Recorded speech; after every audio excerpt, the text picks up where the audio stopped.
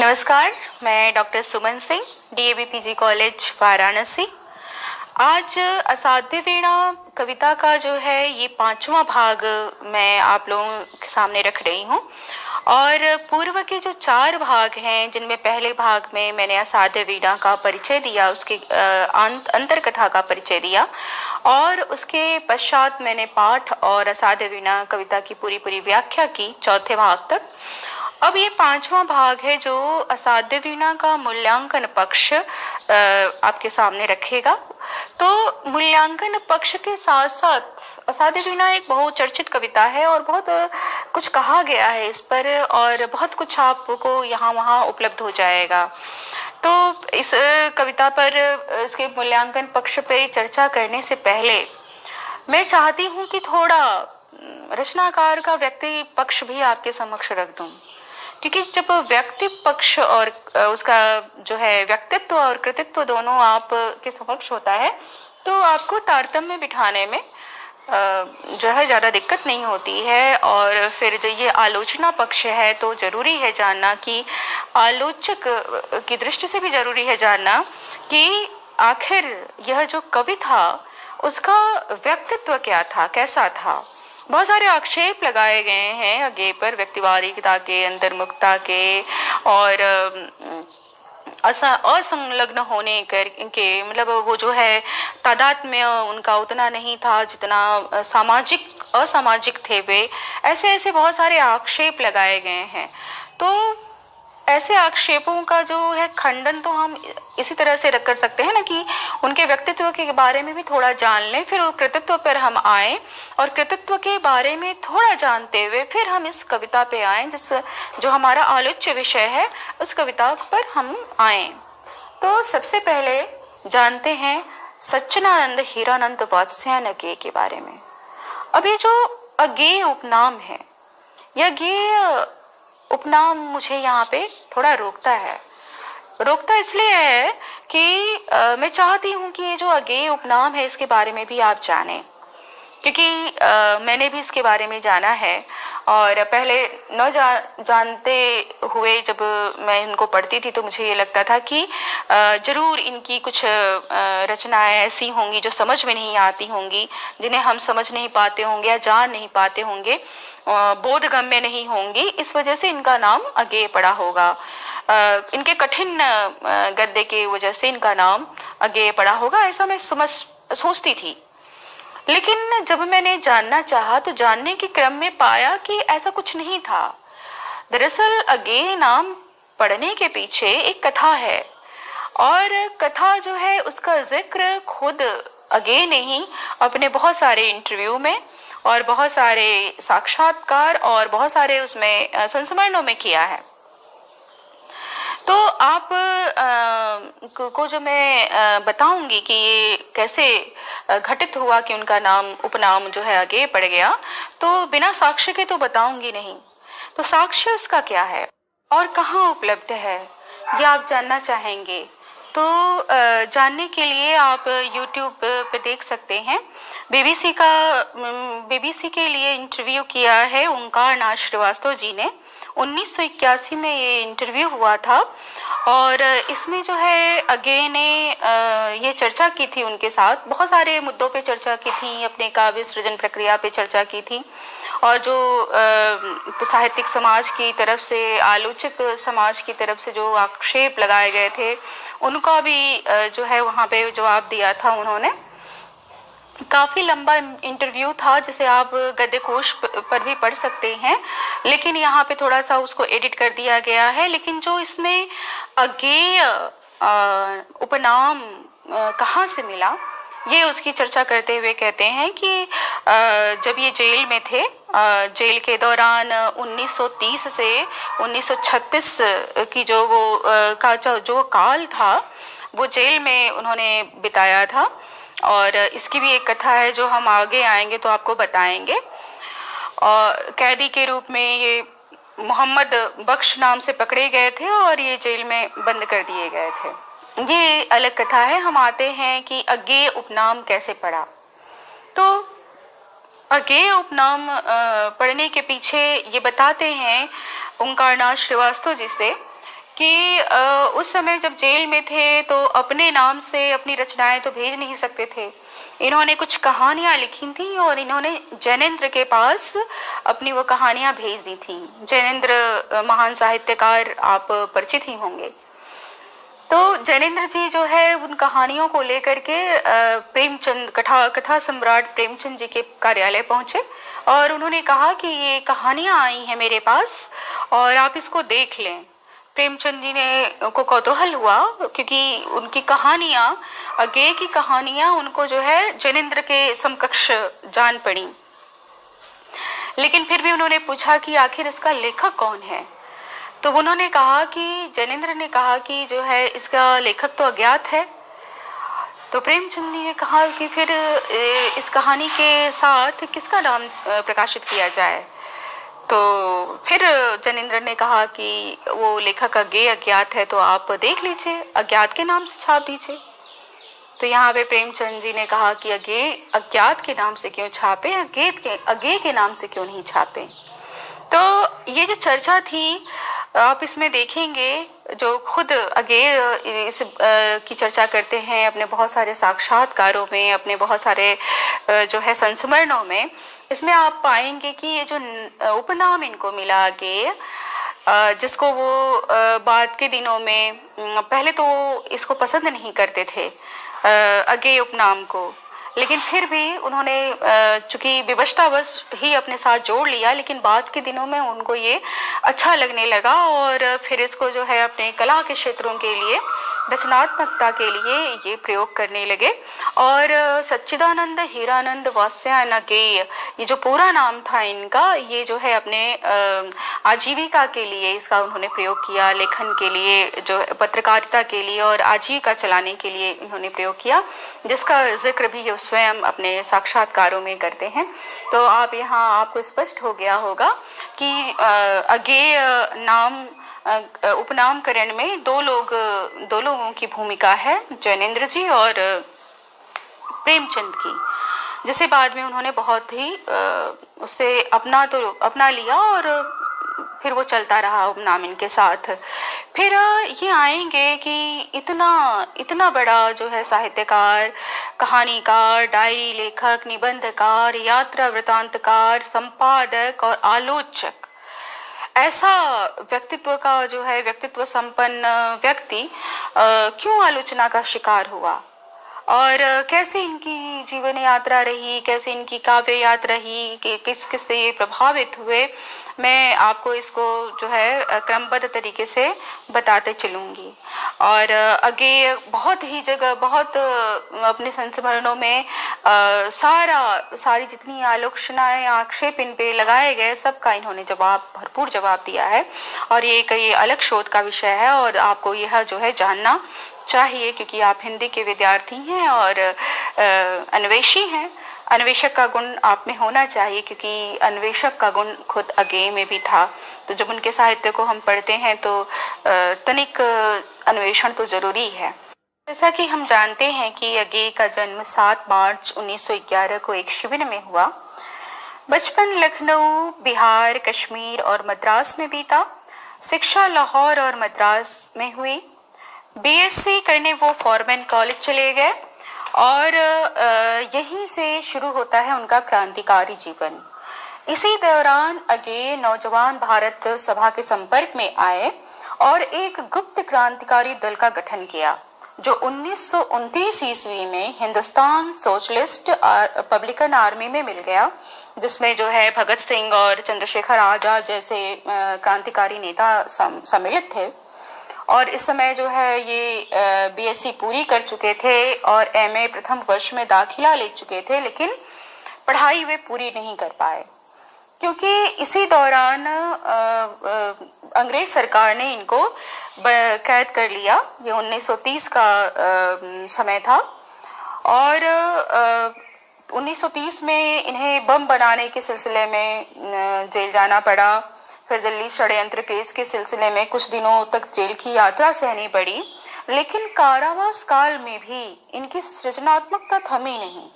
घोर यंत्रणा और आत्म संघर्ष के बीच इन्होंने अपने चिंता संग्रह की सारी कविताएं यहाँ लिखी और शेखर एक जीवनी नामक उपन्यास भी इसी दौर में लिखा गया। आगे के इन 7 वर्ष के जो कैदी जीवन था उसके बारे में डॉक्टर विद्यानिवास मिश्र जी ने एक बहुत अच्छी बात कही है और मैं चाहती हूँ कि आप लोग उसे जानें। इस काल को उन्होंने भट्टी में गलाई गई अवधि कहा है और कहा है कि सबसे अधिक महत्वपूर्ण छाप इस जीवन की उनकी रागात्मक अनुभूति को सघन बनाने में है।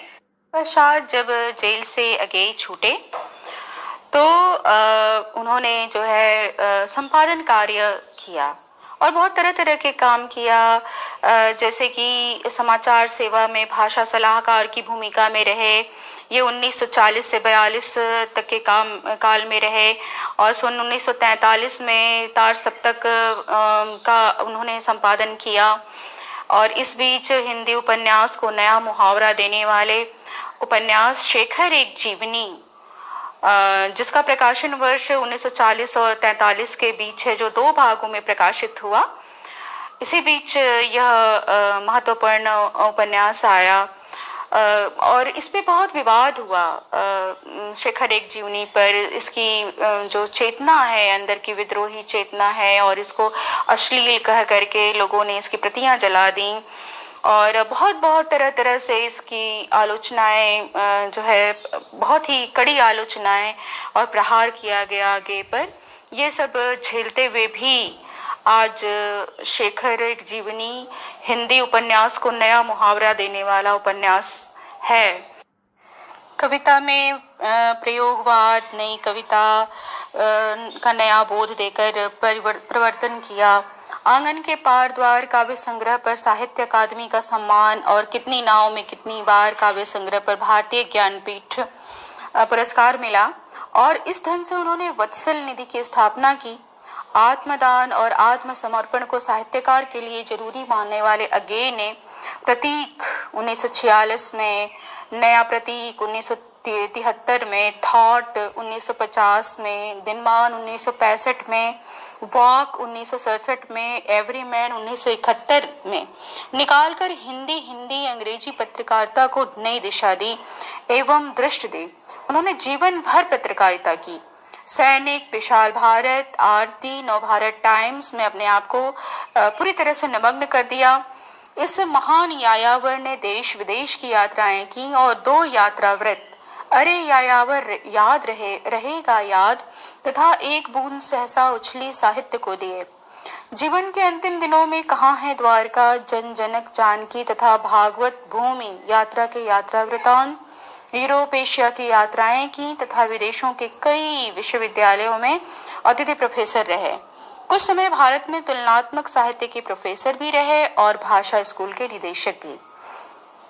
हिंदी भाषा, संस्कृति, दर्शन, इतिहास, धर्म, अध्यात्म, काव्य और कलाओं पर विचार करने के लिए राय कृष्णदास, हीरानंद शास्त्री व्याख्यान माला, वत्सल निधि व्याख्यान माला, इन सभी व्याख्यान मालाओं का आयोजन करते रहे। 4 सप्तकों का संपादन किया और रूपांबरा तथा पुष्करणी के संपादन के साथ ही साथ नेहरू अभिनंदन ग्रंथ का भी संपादन किया। रविन्द्रनाथ के उपन्यास गोरा और नाटक राजा का हिंदी में अनुवाद तथा जैनेन्द्र के त्यागपत्र का द रेजिग्नेशन तथा धर्मवीर भारती के उपन्यास सूरज का 7वां घोड़ा का अंग्रेजी का अनुवाद किया। रोमा रोला की पुस्तक विवेकानंद का तथा कई विदेशी उपन्यासों का रघुवीर सहाय के साथ अनुवाद किया। अगे ने हिंदी गद्य को त्रिशंकु, सजना और संदर्भ, आत्मपरक केंद्र और परिधि स्मृति छंदा और आदि के अनगिनत निबंधों से विचार की दृष्टि से संपन्न समर्थ बनाया। तार सप्तक की भूमिका, दूसरा सप्तक, तीसरा सप्तक, चौथा सप्तक की भूमिकाओं से अनेक नवीन अवधारणाओं को आलोचना के केंद्र में लाकर उन पर संवाद विवाद शुरू किया और ये पहला काम अगे ने ही किया। अगे ने पहली बार काल चिंतन किया और हिंदी में नए काव्य शास्त्र की नींव रखी। इस प्रश्नाकुल रचनाकार ने अपने समय में इतने नए साहित्य विवादों संवादों को जन्म दिया है कि आज उसका एक गौरवमय इतिहास है। साहित्य चिंतन को लेकर 4 डायरियां प्रकाशित की, भवंती, अंतरा, शाश्वती और शेषा। अगे मानते थे कि आत्मकथाओं में गढ़ा हुआ झूठ होता है, इसलिए इस विद्रोही रचनाकार ने आत्मकथा नहीं लिखी। खुलेपन से अगे ने सैकड़ों इंटरव्यू दिए और जिनमें से संस्कृति, समाज, राजनीति, साहित्य, धर्म, दर्शन, कला, सत्ता, औपनिवेशिक मानस आदि पर बहुत ही मुक्त मन से और गंभीरता से इन्होंने विचार व्यक्त किए। उन्होंने मूल्यों के संकट काल में स्वाधीनता को मनुष्य का सबसे बड़ा मूल्य माना और अनगिनत कविताओं में सन्नाटे का छंद कहकर उड़ चल हारल के प्रतीक से मानव मुक्ति का संदेश दिया। अगे का पूरा सृजन चिंतन हर तरह की पराधीनता के विरुद्ध विद्रोह की आवाज है। भाषा संस्कृति की अस्मिता के लिए अगे का संघर्ष अविस्मरणीय रहेगा। अगे की अमर सृजन लालसा का नाम है असाध्य वीणा, जिसपे हम उसके मूल्यांकन पे अब हम चर्चा करेंगे और उसकी भूमि तैयार हो गई है। अब हम असाध्य वीणा कविता के मूल्यांकन पक्ष पर चर्चा करेंगे। और मूल्यांकन पक्ष असाध्य वीणा का मतलब उसका काव्य वैशिष्ट्य, तो थोड़ा आपको सुगम हो जाए, स्पष्ट हो जाए, बोधगम्य हो जाए, इसके लिए मैं इस पर बिंदुवार चर्चा करूंगी। और इसमें पहला ही बिंदु है असाध्य वीणा कविता में दर्शन। आखिर असाध्य वीणा कविता की जो अंतर कथा है, जिसको कहते हैं कि वो जैन झेन से प्रभावित है, ताओवाद से प्रभावित है, महायान से प्रभावित है, तो आखिर हम इस पे चर्चा करेंगे और जानेंगे कि आखिर ये ताओवाद से प्रभावित कैसे है और ताओवाद है क्या। तो ताओवाद जो है चीन में संत लाओ त्से हुए और ये लाओ त्से का दर्शन है ताओवाद। ताओवाद में प्रकृति से अभिन्न एक होने की दशा की महिमा का गान केंद्रीय महत्व रखता है। और जब यायावर कवि अगे ने इस पर ध्यान केंद्रित किया, चिंतन मनन किया, तो उन्हें एक प्रसिद्ध कथा वृक्ष वीणा मिली, टेमिंग ऑफ द हार्ट, जो आपको मैंने पहले भी बताया था। तो अगे ने ताओवादी इस कथा को भारतीय अद्वैत वेदांत से मिलाने के बाद उसमें ज़ेन का छौंक लगा दिया। इस चिंतन कला के छौंक ने एक नवीन सृजन दृष्टि की निष्पत्ति की। वैसे अगर हम चीनी साहित्य में इस ताओवाद की कथा को लेकर दृष्टि डालते हैं तो पाते हैं कि इस कथा को लाओ त्से, जिन्हें रोशी कहा गया, और च्यांगत से शोशी ने चीनी काव्य सृजन में स्थान दिया। जापान पहुंचकर इस ताओवादी कथा ने वहां के शिंतो साधना पद्धति और जैन बौद्ध साधना के आचार्यों, उपासकों को प्रभावित किया। और जब यहाँ पे मैं शिंतो कह रही हूँ तो आप जानना चाहेंगे कि शिंतो क्या है, तो ये जापान का मूल धर्म है शिंतो। और जैन साधना पद्धति, जैन बौद्ध साधना पद्धति, जिसे जैन बुद्धिज्म कहा गया, वो क्या है? तो मैं आपको यहाँ बताना चाहूंगी कि बुद्ध के निर्वाण के बाद 100 साल बाद जब आपस में उनके अनुयायियों की जो है पट नहीं पाई, वो आपस में तालमेल नहीं बिठा पाए, तो उन्होंने विभाजन कर लिया अपने अपने मत के अनुसार हीनयान और महायान 2 शाखाओं में। और यही जो महायान शाखा है, इसी की एक शाखा है जैन। हुआ ये कि बुद्ध के शिष्य जो है महात्मा महाकाश्यप जो है, उन्होंने ही जापान में जैन की शुरुआत की थी। और जैन का शाब्दिक अर्थ ध्यान है। जैन का विकास चीन में लगभग 500 ईस्वी में हुआ था और चीन से यह 1200 ईस्वी में जापान में फैला था। प्रारंभ में जापान में बौद्ध धर्म की कोई संप्रदाय नहीं था, किंतु धीरे धीरे वो 12 संप्रदायों में बट गया, जिसमें से एक जैन भी था। और ये भी माना जाता है कि जो जैन संप्रदाय है शिंतो और बौद्ध धर्म का समन्वय है।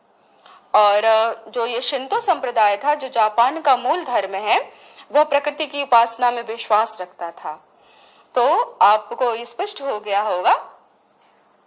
तो मैं फिर से वही मुद्दे पे लौटती हूँ कि ताओवादियों ने जो ये कथा थी, इसको ज़ेन और शिंतो संप्रदाय के आचार्यों और उपासकों को भी प्रभावित किया। और इस बात के पर्याप्त प्रमाण जापानी साहित्य के इतिहास में भी हैं कि 17वीं शताब्दी के महान हाइकू कवि बाशो ने ताओवाद और जैन को चीन से ही पाया था। महायानी बौद्धों के ग्रंथ सधर्म पुंडरीक को उन्होंने पढ़ा था और इस प्रकार वे बौद्ध दर्शन के तत्ववादी थे। शून्यवादी नागार्जुन का चिंतन तिब्बत, चीन, कोरिया और जापान पहुंचा। कवि बाशो इस चिंतन परंपरा के जन साधक थे।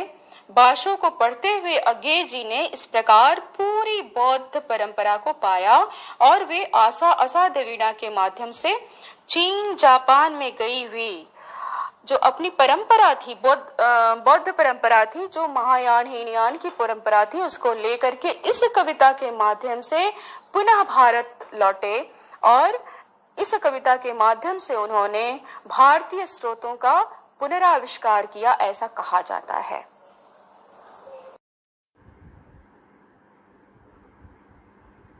अब हम आएंगे दूसरे बिंदु असाध्य वीणा में रहस्यवाद पर। तो सबसे पहला प्रश्न यहाँ ये उठता है कि ये जो रहस्यवाद था अगे के काव्य में, क्या वह भक्तिकालीन रहस्यवाद था या छायावादी का कालीन रहस्यवाद था, जिसमें आत्मा और परमात्मा की बात थी, जिसमें लौकिक और पारलौकिक सत्ता की बात थी, जिसमें ब्रह्म और जीव की बात थी? क्या यही बात अगे के रहस्यवाद में भी हमें मिलती है? तो इस प्रश्न का जवाब जब हम ढूंढने जाएंगे तो जाएंगे अगे के काव्य में, उनकी दृष्टि में रहस्यवाद क्या है। तो पाएंगे कि अगेय की काव्य यात्रा में आत्मान्वेषण और रहस्य चिंतन की प्रवृत्ति आरंभ से ही मिलती है। उनके धीरे धीरे यह प्रवृत्ति बढ़ती है और अरि और करुणा प्रभा में तक आते आते उनका आत्मान्वेषी रूप ही प्रमुख होता है। आत्मा ब्रह्म की भांति ही रहस्यावृत है। इस तत्व के अनुसंधान का संबंध सहज ही रहस्यात्मक लोक में संचरण से जुड़ जाता है। जो अगेय हरे घास पर क्षण भर की रचनाओं तक मुख्यतः प्रकृतिवादी यथार्थवादी दिखाई देते थे, वे बाद में रहस्यवादी प्रतीत होने लगे। इस तथ्य को लेकर साहित्य जगत में भिन्न प्रकार की प्रतिक्रियाएं हुई हैं। कुछ की दृष्टि में अगेय की संत परिणति आरोपित है। असाध्य वीणा कविता को शब्द शिल्प मात्र तथा महाशून्य का शिविर के मसीही दर्शन, जीवन दर्शन की उतरन तक कहकर उसका उपहास उड़ाया गया, उसकी रहस्यवादिता का उपहास उड़ाया गया। उनकी एक कविता सोन मछली का जड़ाऊ कविता कह करके भी उसको जो है जड़ाऊ कविता कहकर कहा गया। और मैं यहाँ नहीं ये कहना चाहूंगी कि उपहास उड़ाया गया, क्योंकि ये अपनी आलोचनात्मक प्रवृत्ति है। तो इसे जड़ाऊ कविता रामविलास शर्मा जी ने कहा, और जिससे बिल्कुल भी सहमत नहीं थे कुछ चिंतक। अब उन्हीं चिंतकों में एक नाम है कृष्णदत्त पालीवाल जी का, और उन्होंने अपनी पुस्तक अगेय कवि कर्म का संकट में लिखा है कि कितनी दुर्भाग्यपूर्ण स्थिति है कि अगेय ने जापान क्योतो में आधुनिक औद्योगिक जटिल अनुभव पर एक कविता लिखी। कविता का नाम था सोन मछली। इस पूरी कविता का मखौल उड़ाते हुए डॉक्टर रामविलास शर्मा ने नई कविता और अस्तित्ववाद पुस्तक के पृष्ठ संख्या 82 में लिखा है कि सोन मछली मुझे भी पसंद है, क्योंकि यह जड़ाऊ कविता का उदाहरण है। आचार्य शुक्ल रीतिवादी अलंकरणवादी को जड़ाऊ कविता कहकर अपनी नापसंदगी व्यक्त करते थे, लेकिन अगर रामविलास शर्मा उसे केशवदास बिहारी की कोटि में रखते हैं तो इससे अधिक शरारत भरी, अन्याय भरी आलोचना नहीं हो सकती। अगेय जैसा आधुनिक संवेदना का बौद्धिक कवि क्या इतनी अनुदार आलोचना के योग्य है? ऐसा कृष्णदत्त पालीवाल जी कहते हैं, और ये बहुत ही विचारणीय प्रश्न है। जब आप एक शोध छात्र के रूप में, शोध छात्रा के रूप में जब आप उतरेंगे शोध करने, तो अगर अगेय का काव्य आप चुनते हैं तो कृपया इसे जरूर देखें। और भी बहुत कुछ कहा गया अगेय की रहस्यवादी चेतना पर, और लोगों ने कहा कि अगेय कविता में भक्ति चेतना है, उनके कच्चे पक्के भक्त की अनेक विशेषताएं भी निर्दिष्ट की गईं। इस संदर्भ में उनसे प्रश्न भी पूछा गया कि क्या आपके लेखन में भक्ति चेतना है, और है तो उसका स्वरूप क्या है। सुखद यह है कि गे ने अपने ऊपर लगाए गए सारे वादों का, प्रतिवादों का बहुत ही स्पष्टता के साथ और बहुत ही निर्भयता के साथ और बहुत ही तर्कपूर्ण ढंग से जवाब दिया है। यहाँ भी उनका जवाब विशेष ध्यान देने योग्य है। देखिएगा, उन्होंने कहा कि इसकी चर्चा मुझे क्यों करनी चाहिए, रचनाएं पाठक के सामने हैं, वे जो चाहे समझें। हाँ, इतना कह सकता हूँ कि लिखते समय अपने से बड़ा कुछ पहचानता हूँ। जो कुछ भी मैं मूल्यवान समझता हूँ उस सबसे बड़ा कुछ, उसे आप भक्ति चेतना माने तो मुझे कोई आपत्ति नहीं। और यह उन्होंने जोग लिखी में लिखा है। आगे की अंतर्मुखता एवं आत्मा अन्वेषण की चेष्टा स्वयं को जानने और जानकर अपने कर्तव्यों का निर्धारण करने के लिए है। इसलिए पलायन प्रतीत होता हुआ भी वह पलायन नहीं है। उनकी अंतर्मुखता का लक्ष्य ब्रह्म सुख की प्राप्ति नहीं है, बल्कि अस्ति की खोज है। अपने अस्तित्व को जाने बिना व्यक्ति किसी भी वस्तु, कर्तव्य आदि के बारे में निःसंशय नहीं हो सकता। और यह अस्ति की खोज एक स्वाभाविक वृत्ति है, आरोपित अथवा ओढ़ी हुई नहीं। इसके संबंध में स्वयं अज्ञेय जी लिखते हैं कि अस्ति पहले है, भवति बाद में। अगर मैं अपने अस्तित्व के बारे में निःसंशय नहीं हूँ, यानी अगर यह आस्था मुझ में नहीं है कि मैं हूँ और यह होना और यह मैं एक विविध, अद्वितीय, स्वतंत्र, आत्मचेतन और आत्मानुशासित मैं का होना है, एक केंद्र युक्त सत्ता होना जिसकी परिधि है और केंद्र जिसका मैं है, तो मैं किसी बात के संबंध में भी असंदिग्ध नहीं हो सकता। जब तक मैं अनिवार्यतया चिंता का शिकार हूँ और रहूंगा, आध्यात्मिक चिंता का, नैतिक चिंता का, धार्मिक चिंता का, संवेदनात्मक चिंता का, सत्ता की पहचान में अच्छा या बुरा कुछ भी नहीं है, वह पाप पुण्य से परे है। वह केवल अस्ति की, वास्तविकता की, रियलिटी की, रचना की पहचान है, जिसके अपने में आप में अच्छे बुरे होने का प्रश्न नहीं उठता। और अपनी रहस्यवादिता पे आगे वो यह भी कहते हैं कि ईश्वर की ओर उन्मुख न होकर अपने ही भीतर की असीम शक्ति से संबंध जोड़ने की प्रक्रिया है रहस्यवाद। आप देखेंगे कि इस तरह से हम कह सकते हैं कि अज्ञेय के रहस्यवाद पर बहुत सारे दर्शनों का प्रभाव था। औपनिषदिक एवं बौद्ध शून्यवादी विचारधाराओं का, जैन बौद्धवाद का, पारस्परिक के अस्तित्ववाद का, ईसाईयत के मूल सिद्धांत आदि का प्रभाव था। कुछ भारतीय और कुछ अभारतीय, कुछ प्राचीन और कुछ अधुनातन विचार पद्धतियों का समन्वय उनके रहस्यवाद में देखा जा सकता है। किंतु मूलतः अज्ञेय का रहस्यवाद किसी घेरे का बंदी नहीं है, न ही वह निर्गुण पंथियों के रहस्यवाद से मिलता है, न ही सूफियों के भावात्मक रहस्यवाद से। फिर भी अज्ञेय के रहस्यवाद में चिंतन की गहनता है। दूसरी महत्वपूर्ण बात यह है कि उनके आत्मान्वेषण और रहस्य संचरण की चेष्टा में वर्तमान जीवन को भुलाया नहीं गया है। और जब असाध्य वीणा में रहस्यवाद पर बात होती है तो यहाँ पे मुझे एक आलेख जो चौधरी राम यादव जी का है उसकी स्मृति हो आती है, जिसमें उन्होंने कहा है कि अज्ञेय ने असाध्य वीणा कविता में अपने ढंग से एक सृजनात्मक प्रक्रिया के तहत वीणा को बजते हुए दिखाया है। वह एक रूपक है, एक प्रतीक, एक सृजनात्मक कठिनाइयों का अध्ययन है, रचना प्रक्रिया की व्याख्या है। इस व्याख्या के सहारे ही वे रहस्यवाद को समझना चाहते हैं, उसे अपने आधुनिकता बोध के सापेक्ष नया रूपाकार देने का प्रयास करते हैं।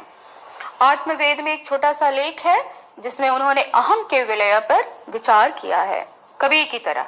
जब मैं था तब हरि नहीं, अब हरि है मैं ना है। यहाँ आप जानते ही हैं कि मैं का अर्थ क्या है। यहाँ पे मैं का अर्थ अहंकार है। कबीर कहते हैं कि जब मेरे भीतर अहंकार था तब मैं नहीं था, मेरा कोई अस्तित्व नहीं था, और वो ईश्वर भी तब मेरे भीतर नहीं बसता था। लेकिन अब वह अहंकार मिट गया है और मेरे ईश्वर हरि हैं, मेरे अंदर हरि बसते हैं। तो मैं का विसर्जन विलयन मध्यकाल के कलात्मक रहस्यवाद के स्तर पर है और वैज्ञानिक बुद्धिवाद की ओर झुका हुआ है। व्यक्ति और समाज के सामंजस्य की सृजनात्मक चिंता अज्ञेय की है, लेकिन वह व्यक्तिवाद नहीं है, व्यक्तित्ववाद है।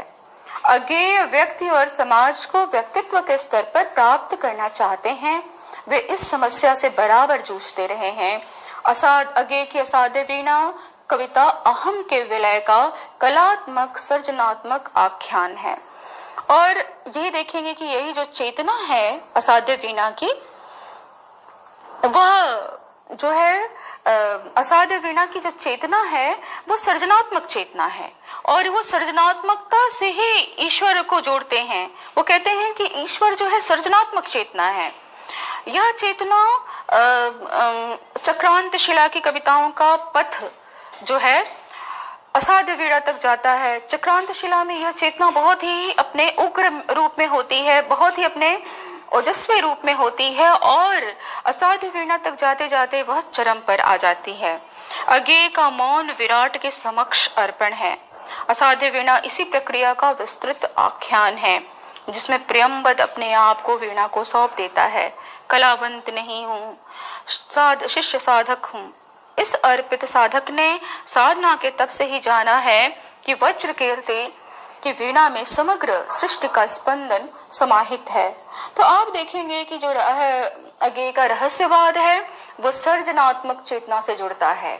वह आत्मा वहां पे है, आत्मा ही है जो ब्रह्म है, आत्मा ही है जो जीव है, आत्मा ही सर्वत्र चेतना का आभास करती है।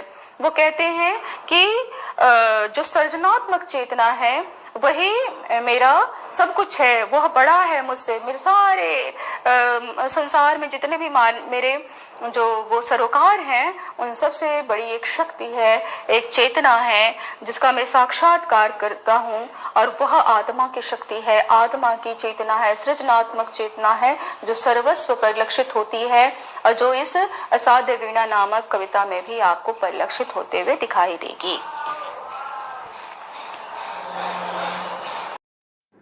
अब हम तीसरे बिंदु पे बात करेंगे असाध्य वीणा का काव्य शिल्प और उसकी भाषा पर। देखेंगे कि वे भाषा को शक्तिशाली और समृद्ध उपकरण मानते हैं और एक संस्कारी एवं सृजनात्मक काव्य भाषा के निर्माण के लिए जितना प्रयत्न अज्ञेय ने किया और किसी नए कवि ने नहीं किया। उन्होंने अभिव्यक्ति की समस्या को कवि के संदर्भ में नहीं, प्रत्येक कविता के संदर्भ में देखा है, किंतु वे इससे निराश नहीं हुए हैं। वे मानते हैं कि जो सर्जन अभिव्यक्ति के लिए जूझेगा, भाषा उसे निराश नहीं करेगी। भाषा कल्प वृक्ष है, जो उससे आस्था पूर्वक मांगा जाता है भाषा वह देती है। और ऐसा उन्होंने अद्यतन में कहा है, सर्जक का प्रत्येक अधीर संघर्ष भाषा के निधि में से उसे कुछ ऐसा देता है तो नया, सुंदर, सामर्थ्य एवं मूल्यमान हो। अभिव्यक्ति के लिए भाषा की समस्या का वास्तविक अर्थ है उपयुक्त शब्दों की चुनाव की समस्या।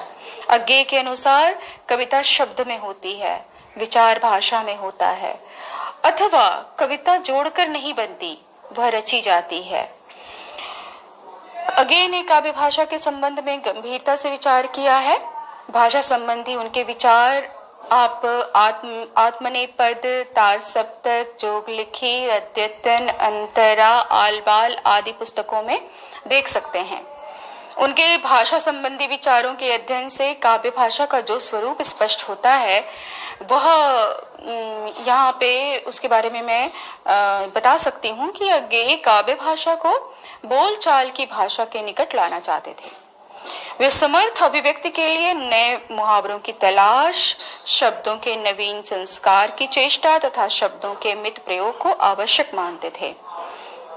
यद्यपि अज्ञेय ने जरूरत पड़ने पर विराम चिन्हों तथा उपयुक्त इतर साधनों के प्रयोग की ओर भी संकेत किया है, किंतु उनका मुख्य बल शब्द प्रयोग पर है।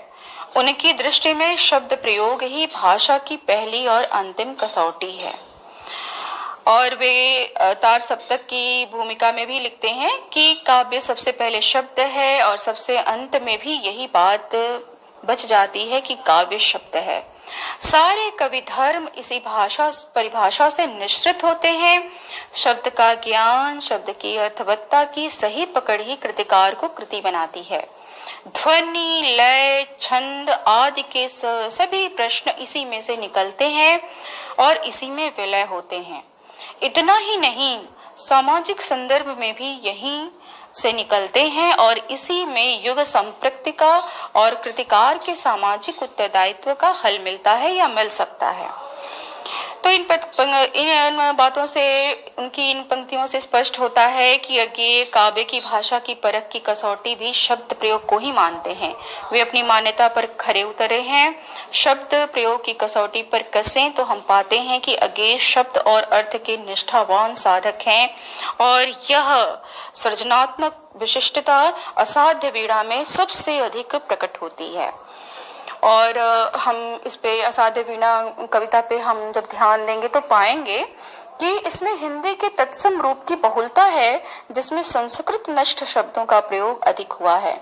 इसकी काव्य भाषा की विशेषता यह है कि कुछ शब्दों को छोड़ दें तो संस्कृत निष्ठता के बावजूद यह बोझिल और जटिल नहीं लगती। इसके साथ ही अज्ञेय ने इसमें रोजमर्रा की चलती हुई भाषा और बोलियों के भी तत्सम शब्दों का बहुत सुंदर प्रयोग किया है, जैसे कि बटुली, खुदबुद, ठेलम, ठेल, गाहकों, बटिया, चमरौधे, कुलिया, छुलछुल, नट्टिन, संझा, गोधूली, टुनटुन इत्यादि आप देख सकेंगे कि लोक भाषा से आए हुए हैं। तो इस प्रकार हम पाते हैं कि अज्ञेय अपनी भाषा में बहुत ही समृद्ध थे, बहुत ही अनुशासित थे। जितना वे जीवन में अनुशासित थे उतने ही शब्द प्रयोग में अनुशासित थे। और आप देखेंगे तो पूरी असाध्य वीणा यह में इसमें दिखती है। और यह सृजनात्मक अनुभव जो है वह, उसके बारे में अगर हम उन्हीं के शब्दों में कहें तो उनके यहाँ तो मौन भी अभिव्यंजना है। मतलब मौन में भी वह अभिव्यंजित कर सकते हैं, इतना सामर्थ्य उनकी भाषा में, उनके शब्दों में निहित है। बिंब धर्मिता की दृष्टि से अगर देखें तो यह हिंदी की विरल कविताओं में से एक है। यह पूरी कविता टटके और गतिशील बिंबों से बुनी गई है। इसमें चाक्षुष मतलब दृश्य, ध्वन्यात्मक, श्रव्य, स्पृश्य, गंध और स्मृत बिंबों के प्रयोग हुए हैं। स्मृत बिंब तो पूरी कविता में है। हाँ, मुझे स्मरण है, 2 बार और मुझे स्मरण है, 4 बार इस कविता में प्रयुक्त हुए हैं और इन्हीं के माध्यम से बहुत सारी कथा कही गई है। इसमें सर्वाधिक प्रयोग ध्वनि बिंबों के हुए हैं। ध्वन्यात्मक बिंबों में कोमल, मधुर और तरल भी हैं तथा विध्वंसात्मक और भयावह भी। एक तरफ चौके खगशावक की चिहुक है, ओस बूंद की ढरकन, गड़नियों की अनमनी बांसुरी है, फुलसुंघी की आतुर फुरकन है, नई वधू की सहमी सी पायल ध्वनि, शिशु की किलकारी, चहक मुक्त नभ में उड़ती चिड़िया की, कटे मेड़ से बहते जल की छुलछुल, गमक नट्टिन की एड़ी के घुंघरू की, संझा गोधूली की लघु टुनटुन और शिलाओं को दुलराते वन झरने के द्रुत लहरीले जल का कल निनाद जैसे प्रिय बिंब हैं। तो दूसरी ओर दूर पहाड़ों से काले मेघों की बाढ़, हाथियों का मानो चिंगाड़ रहा हो यूथ, घर घराहट चढ़ती बहिया की, रेतीले कगार का गिरना छप छड़ाक, झंझा की फुफकार, तप्त पेड़ों का अररा कर टूट टूट कर गिरना, ओले की कर्री चपत, जमे पाले से तनी कटारी सी सूखी घासों की टूटन और युद्ध का ढोल, प्रलय का डमरू नाद, महाजृंभ, विकराल काल जैसे अप्रिय बिंब भी हैं। इनकी विशेषता यह है कि इनमें से ज्यादातर स्थिर न होकर के गतिशील हैं। अन्न की सौंधी खुदबुद में गंध और ध्वनि और गंध प्रवण शीतलता में गंध और स्पर्श दोनों बिंब एक साथ हैं। इस कविता में आप पाएंगे कि अलंकार हैं जो आए हैं उनमें उपमा और रूपक भी हैं, किंतु अधिकता उत्प्रेक्षा अलंकार की ही है जैसे ओस बूंद की ढरकन इतनी कोमल तरल कि झरते झरते मानो हर सिंगार का फूल बन गई। यह मानो मनु मानो जनु जानो उत्प्रेक्षा के जो है उदाहरण है, ये आप जानते हैं। दूर पहाड़ों से काले मेघों की बाढ़, हाथियों का मानो चिंगाड़ रहा हो युद्ध, इसमें भी आप देखेंगे कि उत्प्रेक्षा है। और फिर अब हम आएंगे कि बिंबों के बाद, अलंकारों के बाद अब इस कविता में प्रतीकात्मकता है। पूरी संपूर्ण कविता ही आप देखेंगे कि प्रतीकात्मक है। तो अब हम बात करेंगे इस कविता की प्रतीकात्मकता पे। सबसे पहले तो जानेंगे कि अज्ञेय ने प्रतीक के बारे में क्या कहा है। अज्ञेय कहते हैं कि जो सीधे अभिधा से नहीं बंधता, उसे आत्मसात करने या प्रेषित करने के लिए प्रतीक काम देते हैं। सत्य के अथाह सागर में वह मतलब कवि प्रतीक रूपी कंकड़ से उसकी थाह का अनुमान करता है। ये उन्होंने आत्मने पद में लिखा है, पृष्ठ संख्या 45 पर आप इसे देख सकते हैं। तो प्रतीक के विषय में अज्ञेय ने गंभीरता से विचार किया है। उपमानों के संबंध में नएपन की मांग के अतिरिक्त उन्होंने नए प्रतीक सृजन को काव्य के लिए आवश्यक माना है। उनके अनुसार जब तक कोई काव्य साहित्य प्रतीकों की सृष्टि करता है तब तक स्वस्थ रहता है। जब वैसा करना बंद कर देता है तो जड़ हो जाता है। प्रतीक अनिवार्यतः अनेकार्थ के सूचक होते हैं। अर्थ के जितने अधिक स्तर एक साथ झलके, प्रतीक उतना ही अधिक प्रभविष्णु होते हैं। प्रतीकों से युक्त काल इसीलिए विशेष अर्थ गर्भित होता है। अज्ञेय ने अपने काव्य में विविध प्रकार के प्रतीकों का उपयोग किया है। उनके काव्य में आए हुए प्रतीकों का संबंध प्रकृति, मनोविज्ञान, समाज, राजनीति, धर्म, दर्शन, पुराण आदि विभिन्न क्षेत्रों से जुड़ जाता है। पारंपरिक प्रतीकों के साथ नवीन प्रचलित प्रतीकों के साथ उपेक्षित, गंभीर एवं आध्यात्मिक प्रतीकों के साथ व्यंग्यपरक एवं सामान्य जनजीवन से जुड़े हुए अनेकानेक प्रकार के प्रतीकों की अवतारणा उनके काव्यों में हुई है। प्रतीक निर्माण में अज्ञेय इतने कुशल हैं कि उन्हें फ्रांस के प्रतीकवादियों का भारतीय प्रतिनिधि तक कहा जाता है। जिन प्रतीकों के माध्यम से आत्मान्वेषण, रहस्य दर्शन, जीवन सत्य आदि की प्रतीति होती है, उन्हें दार्शनिक प्रतीक की कोटि में रखना उचित होगा। के काव्य में ऐसे प्रतीकों की संख्या भी कम नहीं है। सागर, तारा, आंगन के पार द्वार, द्वारहीन द्वार, मछली, नदी के द्वीप, सन्नाटा, हरा अंधकार, सागर के झाग से उछली हुई बूंद, महाशून्य का शिविर, महामौन की सरिता, असाध्य वीणा, चक्रांत शिला, काल की गदा, काली शिला, ध्वल शिला, आकाश वृत्त, सूर्य किरणें, तट, झरना, पत्ता, दीप, धुंध, ढकी गहरी वापिकर, लघु अंजलि आदि को इस वर्ग में रखा जा सकता है। इसमें असाध्य वीणा नहीं सध पाने वाली जीवन वीणा का प्रतीक है। इसे कोई केश कंबली जैसे साधक ही अपने अहंकार को विलीन करके साध पाता है। और असाध्य वीणा तो पूरी तरह से ही प्रतीकात्मक है। आपको मैंने पूर्व में जो व्याख्यायित किया है जो भाग, उसमें आप इसे देख सकते हैं। और यह भी कहा जाता है कि अज्ञेय का काव्य प्रतीक विधान की दृष्टि से सफल काव्य है। अज्ञेय के प्रतीक विधान पर पश्चिम के प्रतीकवादियों रिम्बो, मलारमे तथा हिंदी के संत कवि, बौद्ध दर्शन, औपनिषदिक विचारधारा आदि का प्रभाव लक्षित किया जाता है। अज्ञेय के प्रभाव करने में भी अपनी विशेषता है।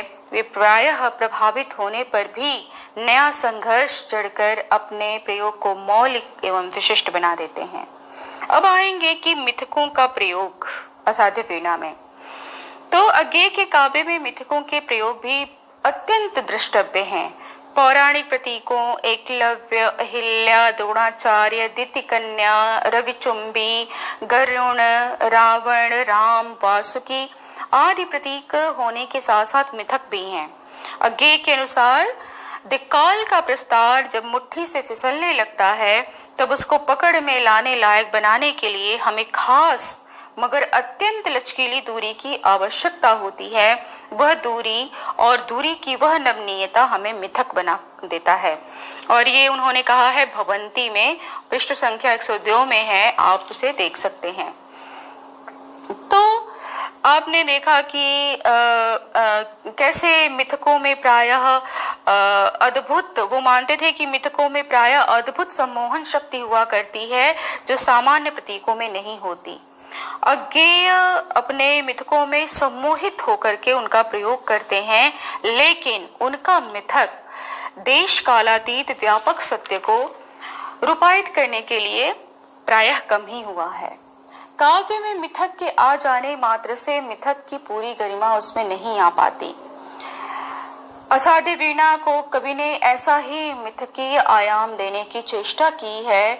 इस कविता में आए हुए केश कम्बली, वज्र कीर्ति, वासुकी, किरीटी तरु आदि देश कालातीत आयाम की विवेचना करने में सफल हैं।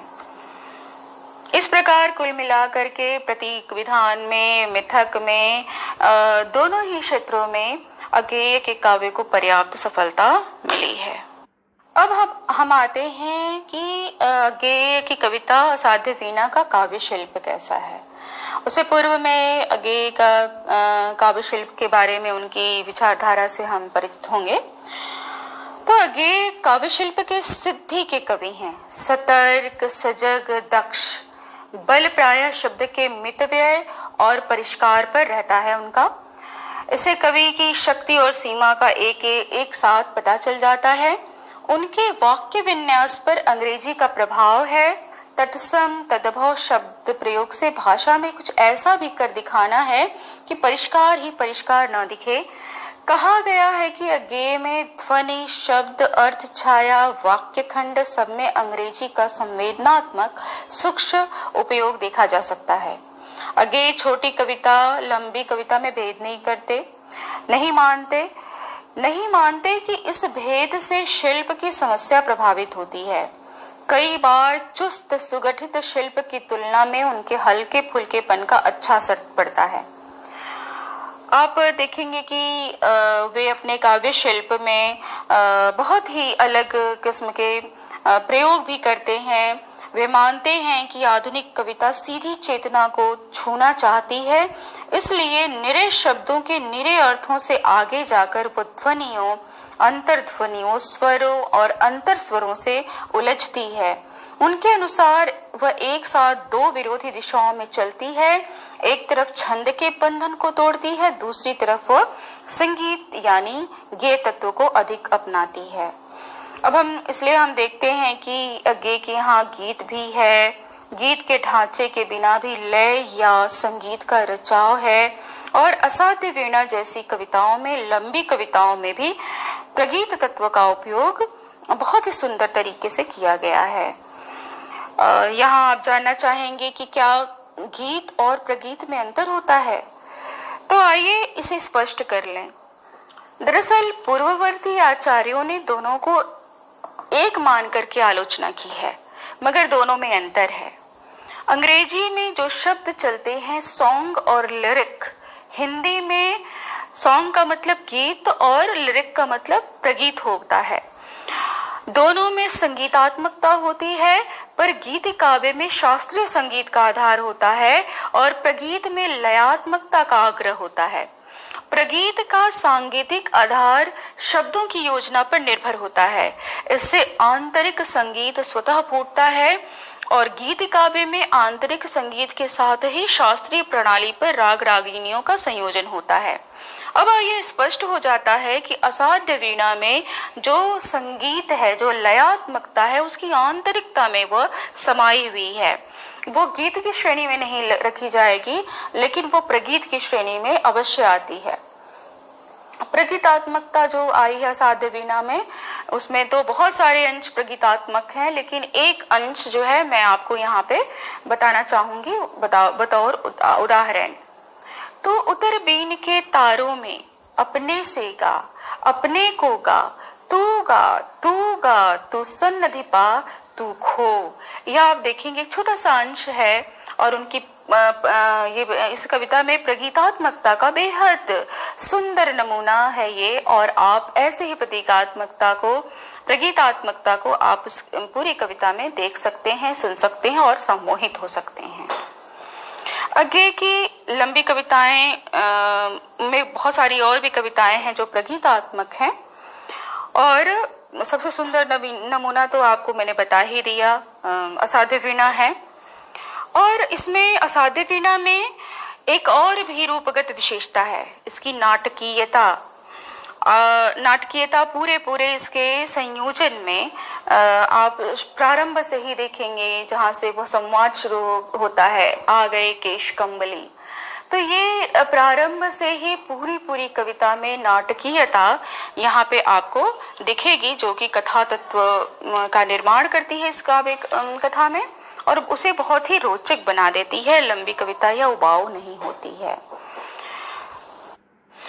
असाध्य वीणा की अब तक की जितनी भी हमने आपको विशेषताएं बताई, उन विशेषताओं को देख करके बहुत सारे आचार्यों ने, बहुत सारे विचारकों ने, बहुत सारे आलोचकों ने बहुत कुछ कहा है असाध्य वीणा कविता पर।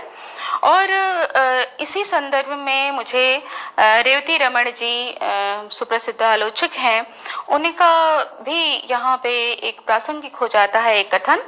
वे कहते हैं कि असाध्य वीणा संवेदना और दर्शन, बिंब और विचार, मौन और भाषा के परस्पर तनाव और परिणत के स्तर पर संतुलन की कविता है।